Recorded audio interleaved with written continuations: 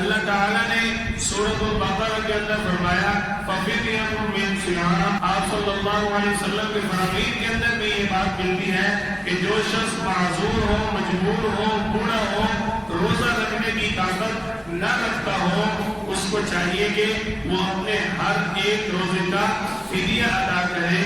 ایک روزے کا فدیہ 2.25 کلو گندم، جو آج کے حساب سے کم از کم 90 روپے بنتے ہیں۔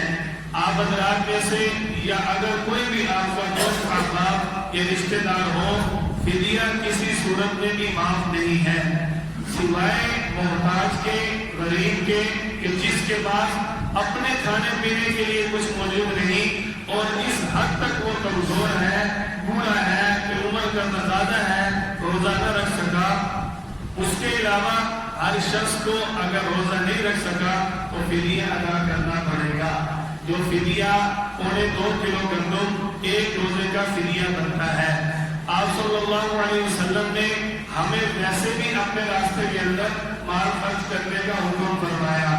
لوگ اکثر سمجھتے ہیں وہ جی مال میں قضا رکھنے کی نیت کی ہوئی ہے تو جب اللہ پاک سے دے گا رکھ لیں گے۔ روزے کا فدیہ ادا کرنے کے بعد بھی فدیہ تو ادا کرنا ہی ہے، اگر فدیہ ادا کرنے کے بعد بھی بندہ صحت مند ہو جائے تو روزے پھر بھی رکھنے پڑتے ہیں۔ آپ صلی اللہ علیہ وسلم نے اس چیز کی ہمیں بڑی تاکید فرمائی۔ اگلی بات کہ ہمارے اب